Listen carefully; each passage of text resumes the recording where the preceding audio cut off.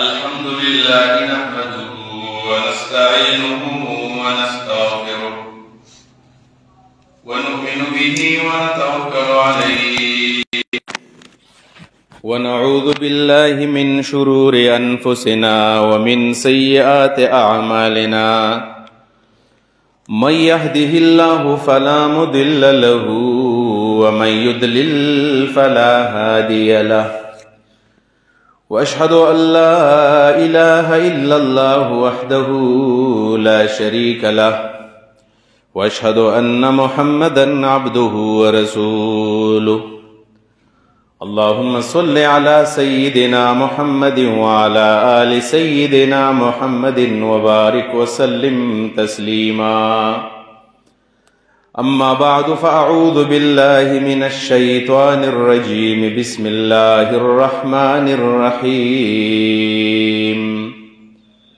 وما خلقت الجن والإنس إلا ليعبدون صدق الله العظيم ربي اشرح لي صدري ويسر لي أمري واحلل عقدة من لساني يفقه قولي. قرآن کریم کے یو مبارک آیت دے کہ اللہ رب العالمین پاکی کی فرمائی قل هل يستوي الذين يعلمون والذين لا يعلمون. پیغمبر دے خلق تدا اعلان وکا کہ آیا اہل علم او کم کسان چې جاهلان دي عالمان او غیر عالمان ایدا برابر کې دیش دیتا زمانگ دا علم پا جبه کې استفهام الانکار وائی یعنی ندی برابر اہل علم او جاهلان ندی برابر اہل علم سوک دی او جاهلان سوک دی انشاءاللہ نن جمعہ کی بمنگ پدی بانی خبر رکھو اللہ رب العالمین دی مال دا ویلو او بیا منگل دا سمجھ او بیا دا عمل توفیق رکھی. اہل علم اغا چاہتا ہوئی چی اغیت دا اللہ معرفت حاصل شی او جاہل اغا چاہتا ہوئی چی اغیت دا اللہ معرفت نے حاصل شی. دا یو دیر مضبوط بیانیه دا یو دیر زیادہ جور خبر دا چې دا الله رب العالمین معرفت چاته حاصل شي چې الله شته دا کائنات دا الله دی دا یونیورس دا الله دی دا مخلوق دا الله دی دا الله پیدا کړی دی دغه الله عبادت پکار دی دغه الله د منشا مطابق ژوند تیرول پکار دی زمون خلوت او زمون جلوت انفرادی زندگی اجتماعی زندگی زمنگ دا کور جون زمنگ دا معاشره جون زمنگ دا بازار جون زمنگ دا عدالت جون دا اغی اللہ پا مرزی بانے تیرول بکار دین دیتا اہل علم ہوئی او جاہل اغی چاہتا ہوئی چاہتا دا اللہ رب العالمین معرفت نہ دے حاصل دلوی نالج و سردے او دلوی معلومات و سردی او دا معلوماتو یو انسائکلوپیڈیا دا او دلوی لوی اجادات کړي دي او دلوی نم هغه ګټل دی په دنیا کې خو چې هغه د الله معرفت نه دی رسېدلی نو په دې خبره باندې موږ له ځان پویول پکار دي چې هغه جاهل دی هغه جاهل دی دا لوی نمونه دي که نه د نیوټن نوم موږ اورېدلی د آینسټاین نوم دی او په دې تېره زمانه کې د سټیفن هاکینګ او دا لوی نمونه دي او ډېر لوی کارونه یې کړي دي او د ساينس په میدان کې داوی لکه د نور پشانې یو زلندا داوی تذکره موجود دا خو دې خلکو در الله رب العالمین معرفت نه ده حاصل شوی نو موږ ورته وایو چې دا خلک جاهلان دي. په دې بنیادی نقطه باندې بزان پویونن دیو جبا نن زمونږ د جمعې د دې گفتگو محور موضوع دا ده چې د مذهب څومره ضرورت ده او مذهب پالو کول پکار دی کنه دی پکار او کم خلق چې بیزار مذهب دی چاوی مذهب ورته داسې یو سیکنډری معامله ښکارا کیږي چې دا یو ځان نه پرایویټ ونه معامله ده بس دا د ژوند ترول یو تلاش ته یو جستجو ده چې چا په څه طریقه باندې تیر کړل او د دې موضوع انتخاب هم په دې وجه باندې ما وکړو ان شاء الله تعالی زما ارادم دا سدا چې دا درې سلور جمعې په دې موضوع ان شاء الله من خبره جاری ساتو چونکې نن اول جمعه ده نو زه کوشش کوم چې تاسو په دې خبره باندې پوه کما چې مخکې ما کوم خبره وکړله چې هل یستوي الذین یعلمون والذین لا یعلمون آیا اهل علم او غیر اهل علم برابر دي؟ نه دي برابر. خو بیا موږ دا تقسیم وکړو چې د الله معرفت چاته حاصل دی نه د عالم دی، او چې څوک د الله معرفت ته نه دی رسېدلی نو که ډېر لوی ډګرانې ورسره دي خو دا جاهلان دي. په دې وجه باندې زموږ عام تصور دا دی چې په دې کالجز کې او په یونیورسټیز کې او په سکول کې او په غټو غټو تعلیمي ادارو کې او د پاکستان نه پسې سړی بهر لاړ شي او په کینیډا کې او په فرانس کې او په جرمني کې او په امریکا کې او په انګلینډ کې په اکسفورډ او په کیمبرج کې چې سړی سبق وایي نو دا سړی به تعلیم یافته دا به ایجوکیټډ وي او دا به ډېر زیات سیولایزډ وي او تهذیب یافته وي. نو عام طور باندې موږ دغه کس ته عالم وایو، تعلیم یافته او ایجوکیټډ دغه چا ته وایو. حالانکې ما چې کومه بیانې کېښودله چې د الله معرفت اصل کې علم دی، او دا غي وجه دا ده چې په دغه ادارو کې چې دا نن سبا په کومه دنیا کې موږ آباد یو، نن چې کومه ورځ موږ تېرېږو، دا کومې میاشتې، دا کومې شپې او دا کومې هفتې ورځې سبا کېږي، یو نوی لهر د دې دنیا ته راغلی دی. یوازې زموږ د پاکستان معاشرې ته نه بلکې نن سبا چې په دنیا کې کم لهر دی او کم تناو روان دی او کم کشمکش دی نو هغه دا دی چې د مذهب نه خلک بیزاره کېږي، مذهب نه خلک بیزاره کېږي. د الحاد او د ملحدینو ډېر لوی تعداد دغه اضافه روانه ده په دې معاشره کې، او په دغه ادارو کې بدی تعلیمي ادارو کې دا کسان هغوی تعلیمونه کوي، هغوی سبقونه وایي. نن شاګرد دی سبا استاذ دی، نو هغه استاذ به سبا دغه نظریات خپل شاګردانو ته وایي. په دې وجه باندې که تاسو خبر شوئ د تعلیمي ادارو نه نو نوې جنریشن او نوې نسل چې کوم تیاریږي نو هغه دا دی چې مذهب نه بیزاره کوي او چې دا خو مین میډ شی دی. مین میډ مطلب دا چې دا خو بس انسانانو جوړ کړی دی، نو یهودیت هم انسانانو جوړ کړی دی، عیسایت هم انسانانو جوړ کړی دی، اسلام هم انسانانو جوړ کړی دی. او قرآن کریم دا د الله خبرې هم نه دي او الله شتم نه. نن سبا چې کوم غټ غټ ټاپکس دي او په هغې خلک بحث کوي، سټوډنټان په خپل منځ کې بحث کوي، سکالران په خپل منځ کې بحث کوي، ادا خبرې دي چې دا قرآن کریم د الله خبرې نه دي. ولې؟ الله کم دی؟ الله شته که نشته؟ د الله په وجود باندې بحث روان دی، په قرآن باندې بحث روان دی. قرآن د الله خبرې دی او که نه دي، او الله په کومه ژبه کې دا خبرې کړې، دا موضوعات روان دي. او د هغې سره سره بیا دا چې دا مذهب دا انسانانو جوړ کړی دی، یعنی عیسایت عیسی علیه السلام جوړ کړی دی، او یهودیت موسی علیه السلام جوړ کړی دی، او یا زمونږ اسلام نبی علیه السلام جوړ کړی دی. نو دا خو د مذهب دار چا خپل کار دی چې په کوم طرف باندې ځي هغه ته ازادي حاصله ده. او دا اواز دی، دې ته خلک د لیبرلیزم نوم ورکوي او دې ته د سیکولریزم نوم ورکوي، او خلک په دې باندې فخر کوي چې دا پلانې چې دی لیبرل مایندډ دی، لیبرل مایند، او دا سیکولر مایند دی. نو سیکولر مایند او لیبرل مایند او آزاد خیال کم څوک دی؟ هغه دا دی چې هغه وایي چې الله هم نشته. نن دا سبق ویلی کېږي په کالجونو کې، په یونیورسټو کې خلک ګرځي لټریچر تقسیموي، الله نشته. دویم نمبر دا خبره ده چې یاره قرآن کریم دا د الله خبرې هم نه دي، الله څه چا خبرې وکړلې. او بله دا ده چې مذهب دا د انسان ایجاد دی او دا د الله د طرفه نه دی راغلی. انشاءالله تعالی په دې موضوعاتو باندې به خبرې کوو، په دې باندې به ځان پوهیو چې موږ عقیده جوړو کړو. د هغې وجه دا ده چې د قرآن کریم کې کوم آیت دی چې الله فرمایي وما خلقت الجن والانس الا لیعبدون. د دې خو ډېرې معنی دي. یو معنی هم دقه ده کوم چې موږ یاده کړې ده چې انسانان او پیریان مې د دې دپاره پیدا کړي دي چې زما عبادت وکړي. الا لیعبدوني معنا چې زما عبادت وکړي. او د رسول الله صلی الله علیه وسلم یو شاګرد دی عبدالله ابن عباس رضی الله تعالی عنهما، داغه شاګرد امام مجاهد بن جبر رحمه الله. هغه وی چې عبدالله ابن عباس نه دا معنا نقل ده چې د دې آیت دا معنا ده چې وما خلقت الجن والانس الا لیعبدون، معنا الا لیعرفون. د انسانانو پیریان مې د دې دپاره پیدا کړي دي چې ما وپېژني. په دې خبره سوچ وکړئ تاسو. دا انسانان او دا پیریان مې د دې غرض دپاره پیدا کړي دي چې ما وپېژني. ولې؟ یعنې نن سبا دا ډېر لوی بحث روان دی چې الله شته او که نشته، او د الله وجود ثابت دی او که د الله وجود نشته دی، او دا کائنات په خپله پیدا دي او که دا چا پیدا کړي دي.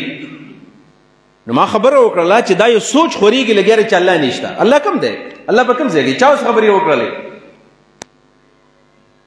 نو د مسلمان طالب العلم په حیثیت باندې که موږ په دې آیت باندې او بیا د ابن عباس په دې معنا باندې معمولی غونې سوچ وکړو نو ډېر زر به سړی د نتیجې ته ورسېږي چې الله فرمایي انسانان او پریان مې د دې دپاره پیدا کړي دي چې ما وپېژني. څه مطلب دی؟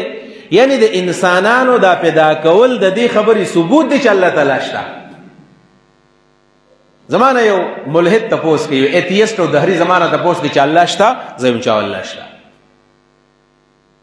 څه دلیل دی؟ نو زه به ورته قرآن خو نه مني، حدیث ورته یم حدیث خو نه مني، د آسماني صحایفو نه جواب ورکوم آسماني صحیفې خو نه مني، هغه پیغمبران نه مني، آسماني کتاب نه مني، د الله خبرې نه مني، نو څه جواب ورکوم؟ خو د هغې جواب دا دی چې زه ورته وایم چې زه یم نو دا زما دا وجود د دې خبرې ثبوت دی چې الله تعالی شته، ځکه چې زه چا پیدا کړم؟ زما خالق څوک دی؟ انګریزي کې یو مقوله ده کنه چې I am there is God, therefore God is. I am زیما therefore God is. دې وجنه الله شته. دا زما ثبوت او زما د وجود دا د الله د وجود د هغې دلیل دی کنه الله تعالی شته. ورنه که بالفرض زمونږ وجود د الله تعالی په وجود باندې دلالت نه کولی نو بیا به زمونږ دپاره بل خالق سړی پیدا کوي که نه؟ مونږ چا پیدا کړي؟ د اسمان چا پیدا کړو؟ د دې پرایمري دا سبقونه چې وو که نه په دې ګورنمنټ دا کم نصاب او سلیبس دی اوس به مونږ چې کله ماشومانو په دې پرایمري کې نو دا خبرې به د ماشومانو ته یادولې، دا اسمان چا پیدا کړی دی؟ الله پیدا کړی دی. دا ځمکه چا پیدا کړې ده؟ الله تعالی پیدا کړې ده. دا ستوري او دا سپوږمۍ او دا انور چا پیدا کړي؟ دا الله پیدا کړی دی. دا د عقیدې سبق و که نه؟ دا په یو ډېر نرالي انداز باندې او ډېر بهترین انداز باندې دا د نوي نسل ته به دا عقیده منتقل کېدله چې ګوره دا هر څه الله پیدا کړي دي. ځکه بالفرض که سړی نه مني چې دا الله پیدا کړي دی نو بیا به هغه بل یو خالق به موږ ته ښیي که نه، موږ یو کریټر به موږ ته ښیي چې دا انسانان چا پیدا کړل. د دې سوال جواب به په کوم ځای کې میلاویږي؟ موږ وایو چې دا هر څه الله پیدا کړي دي. کم چې دهریه دي او کم چې لیبرل خلک دی او سیکولر خلک دی هغوی دا خبره کوي چې دا کائنات الله نه دی پیدا کړی، الله نشته.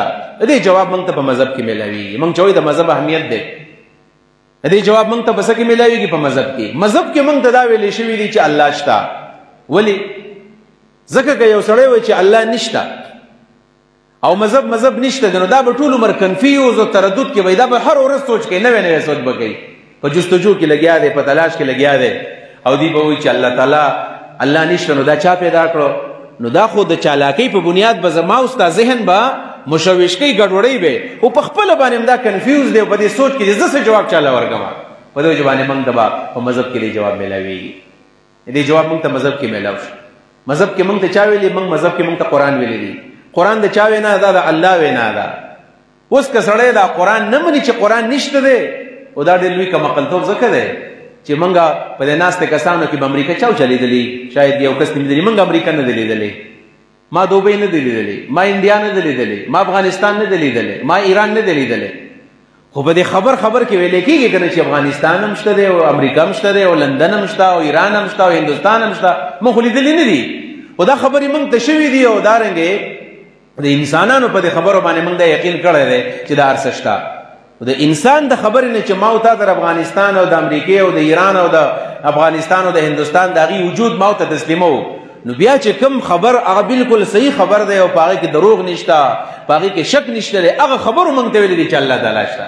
الله وایي زه یم او دا انسانان مې د دې دپاره پیدا کړل چې زما عبادت وکړي. په دې وجه باندې دا مذهب بیزاره خلک چې کوم دی نو هغه ډېر زیات کنفیوز دی، ډېر زیات کنفیوز او هغه کنفیوژن د هغوی تردد چې دی نو هغه نن سبا چې کوم نوی نسل دی او خاص کر په کالجونو کې په یونیورسټو کې سبقونه وایي ورځ په ورځ باندې هغوی ذهن ته همدغه سوچونه فکرونه د الحاد او د بېدیني نظریات هغه ورته منتقل کوي. زه بل اوس خبره شوم بلکې ورځې شپې وشولې چې دا د الحاد او دا د بېدیني نظریاتو هغه د حد ته راورسېدل چې زمونږ کلو ته رالل. کلو ته زمونږ موږ ته نه خبر چې زمونږ په کالجونو کې او زمونږ په تعلیمي ادارو کې په دیر کې او په پښتنو کې به هم داسې خلک کې نو اوشته دی. ولې ځان نه ښکاره کوي؟ ځکه ځان نه ښکاره کوي چې په دې معاشره کې زمونږ مسلمانان او خاص کر پښتانه بیا په مذهب باندې ځان قربانوي. ځان قربانول ته په دې باندې هغوی تیار دي چې موږ په مذهب باندې ځان قربانوو، پیغمبر باندې ځان قربانوي، په الله باندې ځان قربانوي، په قرآن باندې ځان قربانوي. دغه خلک که ځان ښکاره کړي نو د هغوی بیا د ژوند خطره ده، دا خلک بیا وجني په دې وجه باندې. بله ورځ ما ته چا وویل چې داسې زموږ په کلي کې سالکان دي، هغوی وایي چې دا ټول مذهبونه مین میډ دي او دا انسانانو جوړ کړي دي او الله هم نشته او پیغمبر هم نشته او آخرت هم نشته، جنت جهنم هم نشته دی او دا د مولیانو خبرې دي او بس د مولیانو دا خلک یې رولې دی چې ګورئ په مذهب کې به خبرې نه کوئ، ګورئ د الله په باره کې به خبرې نه کوئ. وایي دا یې موږ یېرولي او په زور یې په موږ باندې مذهب مسلط کړی دی. نور که دا خلک وي خلکو کلاو پرېښودل دا ټول خلک به دهریان وي او دا به الله بیا نه مني. داسې نه ده،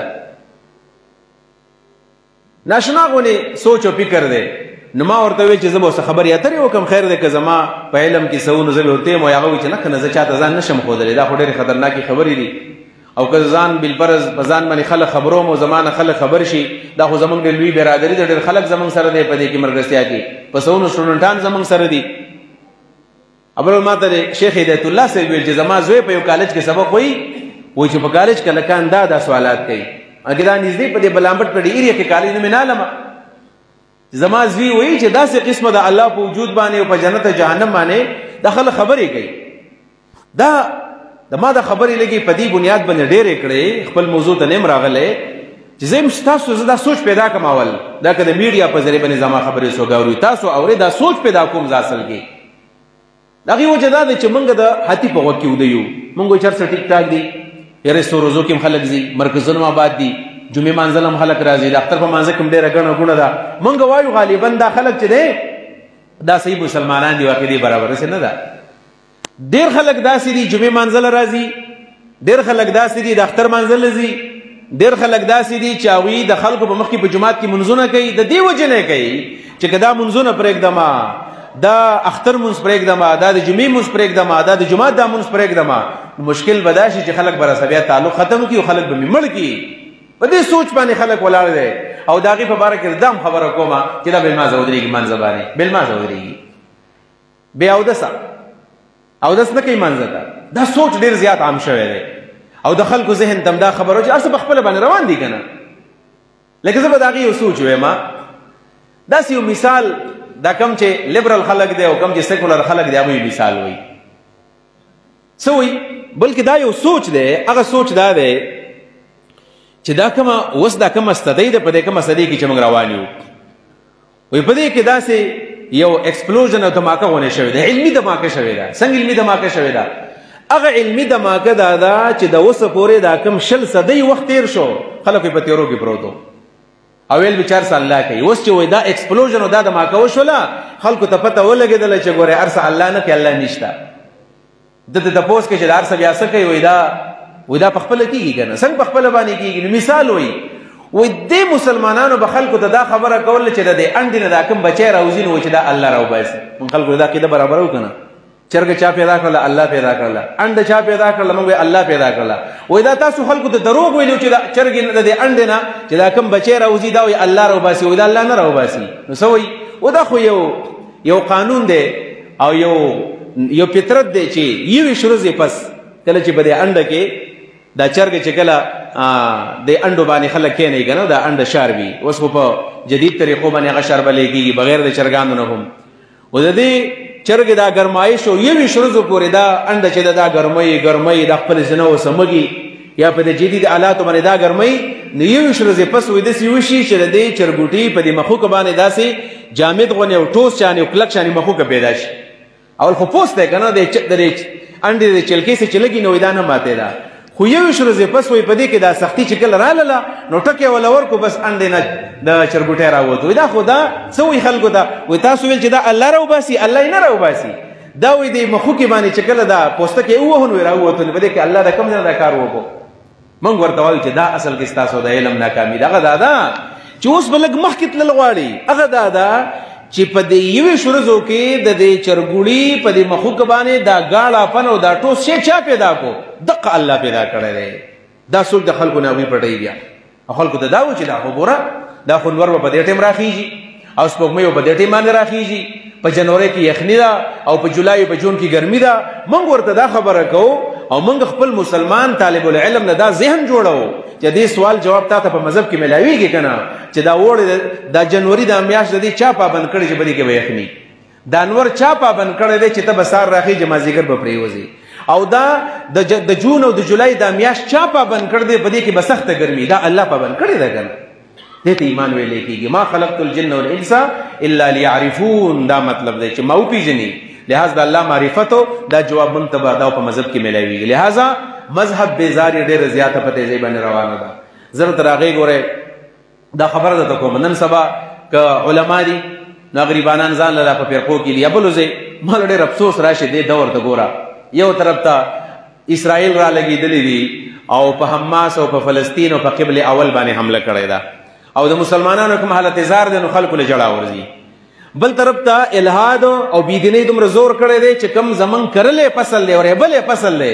هغه زمون نغلو وتختو زمون په کورونو کې الکان را غټیږي زمون بچیان دي زمون بچیان دي موږ تعقیده خایو او ملحدین را لګي داوی نظریات او داوی عقاید خرابوي امولیان له اوس پورې وزګار نه دي د خبرو ده الله په دې کې مصروف دي کم سړی گمراه دي کم په حق باندې دي افسوس په دې راځي د افغانستان کې څوک مولوی صاحب دی سپینګری عین الله نومې ده کسن نومې ده مشر سپینګری مولوی صاحب دی زما په خیال باندې 15 یا کال عمر به یا دسي او یا کالو نه زیات دی نو هغه ډېر خلک وتناس دی ورته وی چې موږ په خوا په دې کتابونو کې ویل چې څه خلک معتزله دي او څه خلک خوارج دي ودا خبره موږ کولې وای تاسو ته پته ده چې په دې زمانه کې خوارج څوک دي معتزله څوک دي ای خلک وتناس دي او خوشحالي کې وردا وای دا اهل حدیثو او دا پنځپیریان پیژنې کنه وای دا معتزله دي او دا جماعت اسلامي والا دا خوارج دي وای یو دعاو کې چلم د اخلاص جماعت اسلامي دي تلری کو مذهب والا پنځپیریان دي دی وستل اهل حدیث دي وستل څوک دي پرې خودل ځان دي پرې خودو دا نن سبا زه حیران شوم دا ویډیو ما ته ډېر ملګرو را لګلا ما سوچ دا کو چې دا سړی بالکل د قبر په غاړه باندې ولاړ دی سبا بل سوا د مرګ پته هونه لګي زمخ کې مرم کاغه مخ کې مري وګیره سپینه دا پلاټې باندې ګرځي یعنی کال نیم کې داغه مرګ نږدې دی او هغه غریب د اوسه پورې حق او باطل ونه پیژاندو او د کم مقصد د پاره چې علم کړو نه هغه مقصد خلکو ته خور نکو بلکې هغه د خلکو ذهن نورم ګډوډي بد قسمتي دا د زمون په دی وطن کې هر مذهبي طبقه بشمول زما من ټول د دې ذمہوار ځان نه وبر را کومه یعنی د کوم خبرو چې ضرورت دی چې خلک منګه پویو هغه مقصد بن پرېخې دی او موږ په نور څه کې اخته یو په دې وجبان عزتمندو دا ډېر حساس دور دی او د مذهب په حواله سره دا سوچ فکر دی چې الله نشتا جنت نشتا جهنم نشتا دا د انسانانو خبرې دي نو د مذهب موږ الحمدلله مسلمانان یو البته یو خبره موږ کو ډېر ملګری دا تاسو کې جاره په قران کې خدا مذهب لفظ نشتا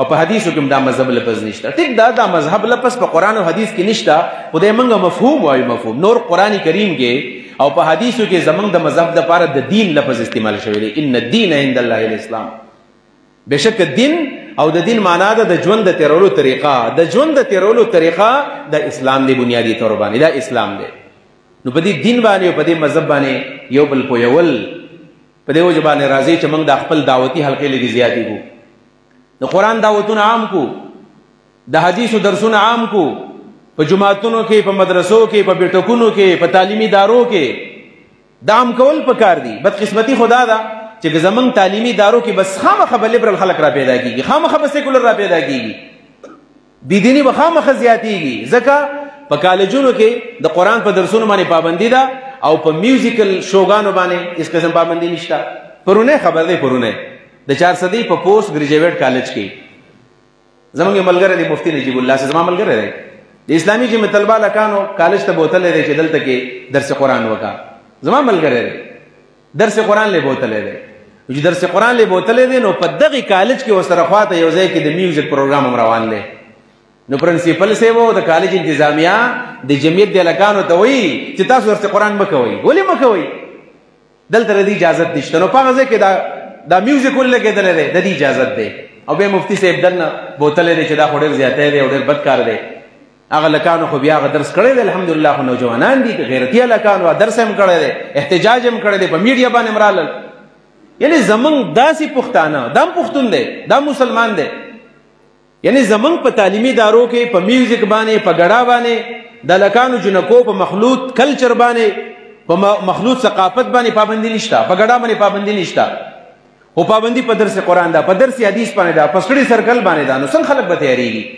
تاسو وایي نو څه به تیاریږي دا خلک به تیاریږي افسوس په دې دی چې بعضې خبرې سړی کولی نشي خلک هم بې خفه کېږي موږ په دې گاوند کې په دې کالجونو کې تاسو کتل له سور زوړان دي سپه کې روانو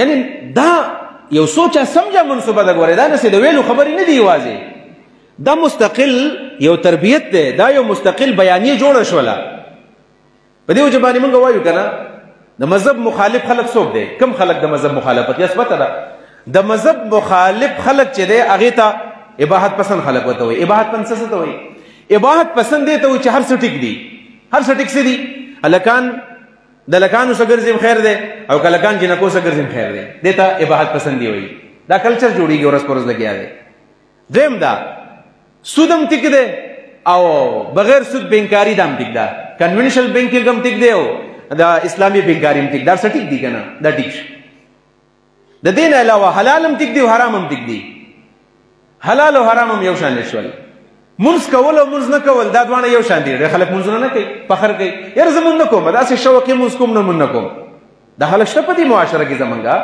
چې منځ نه کوم ولې بس یار زمانه سکري چې موډي منځ کوم چې کله موډي من نه کوم یعنی منځ کول نه کول یو شی شو روزه نیول یو شی شو حج لتل یو شی شو حلال او حرام یو شان شول دا سود جوړیږي په دې معاشره کې په دې وجبانی مسلمانانو راي خېدل پکار دي او سبکه ورس په ورس باندې چې دا سوچ کله عام شي نو سو شول په کوم ځګونو کې راځي چې موږ وسلګه جایزه والو په کوم ځای کې چې مذهب ده او په کوم ځای کې چې مذهب نشتا راځي ګورو چې پرسکون جون سوکته رہی پرسکون جون سوکته هغه خلک پرسکون جون دی رہی کم خلک چې د مذهب تابعدار دي حتی کدا د يهودیت تابعدار ولې نه دي کدا د عیسایت تابعدار ولې نه دي موږ ته اسلام او زمونږ د دین اسلام د ټول معتبر دین او مذهب موږ ته دا ښکاري او د مذهب الحمدلله وکم خلک چې د یو مذهب تابعدار دي د اسلام تابعدار دي د هغې په ژوند کې سکون دی د هغې په ژوند کې آرام دی دا په ملکونو کې په کوم ځای کې چې مذهب دی د خودکشۍ شرح کمه ده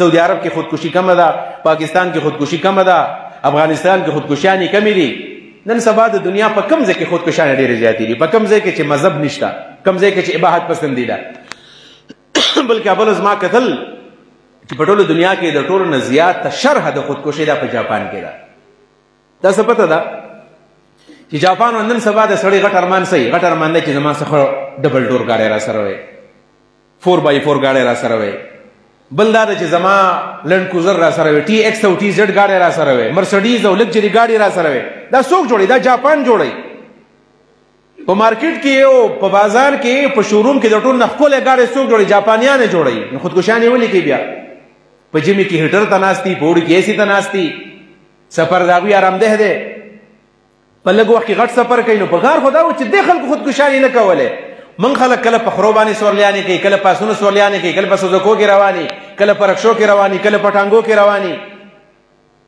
په ټول کلی کې د یو چا سره نوې ګاډي بل زمون په دې کې هوټل دغه کم چې کسٹم نان کسٹم ګاډي دي چې پیټ شوی نه هغه ګاډي خلک چلایي خودل ته کم سړی خودکشي وکړه تاسو څوک معلوم دي چې هغه وایي زه ډیر زیات کنفیوز یم او مال خوب نه راځي یو څو کسان به چیرته یعنی په جاپان کې تاسو کدا خبر واوریدل حیران بشئ چې په جاپان کې ولا وجګل دا مرډر او دا قتلونه ډیر زیات شو د خودکشیانې نو پولیس وی چې دا خو موږ ته انویسټیګیشن ګران شو ځکه چې یو سړی ځان وجلې د موږ به دا کیس انویسټیګیټ کوو تفتیش به کوو نو بس پولیس راځي یوزي او وقوع ګوري او جای وقوع ګوري وای دا معلوماتو کلیکشن موږ ته ګران شو نو هغوی الته سرکاري اعلان وکوي چې کله تاسو ځان وجنئ نو تاڼې ته راځئ او په تاڼه کې باقاعده خپل اندراج کوئ نو موږ به د خودکشۍ دپاره مشین درکو او په هغې کې به په سیکنډونو کې دننه تاسو مرئ جاپان والا د خودکشۍ مشینان جوړ کړل تاسو سوچ کوئ که نه نوی نسل کم طرف ته روان دی کم خلک چې هغوی وایي موږ مذهب نه منو مذهب کې څه نشته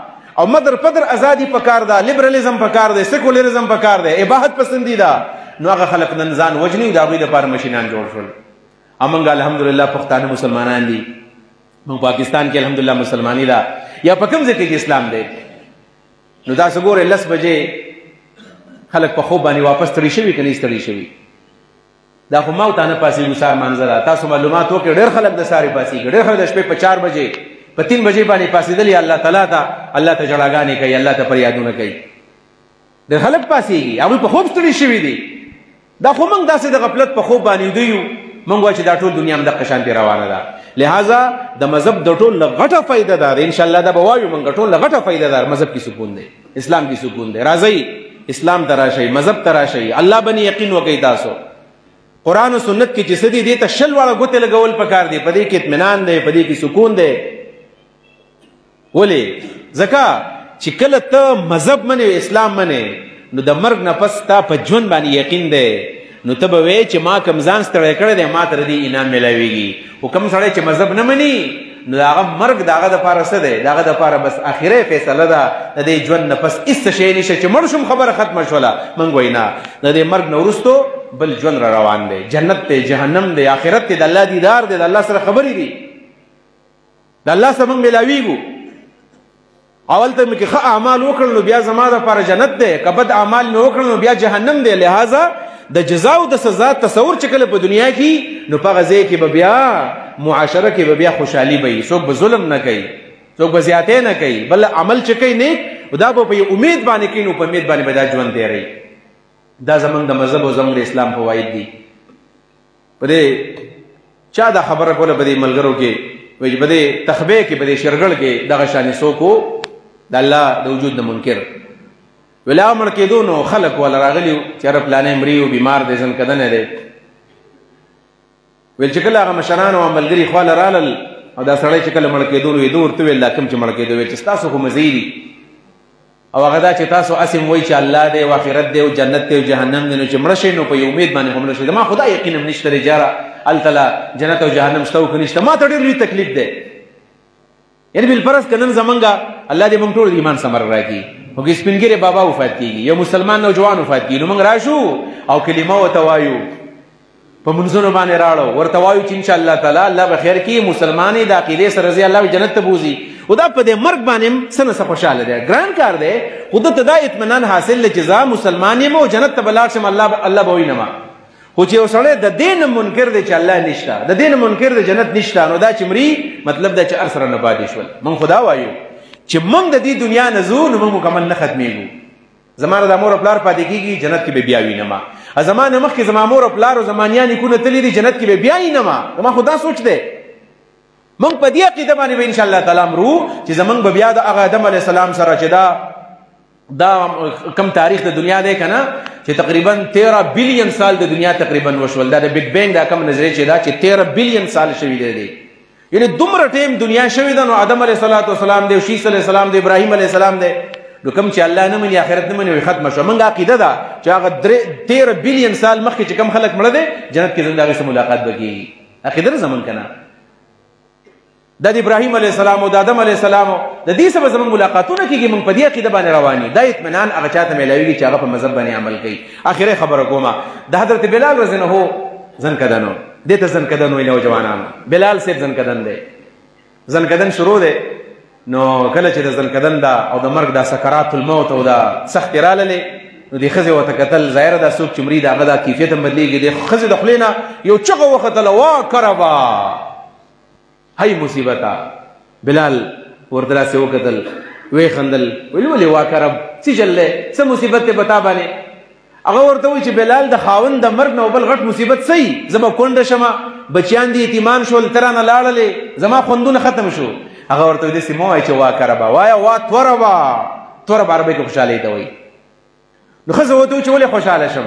جواب څه دی؟ غدا القى الاحبه، غدا القى الاحبه محمدا وحزبه صلی الله علیه وسلم. سبا زه د خپل دوستانو سره ملاویږم. زه چې ستا د خوا نه لاړ شم نو زما ژوند ختمیږي نه، زما حقیقي ژوند را روان دی. زه به زما د خپلو دوستانو سره ملاویږم چې مړه شمه.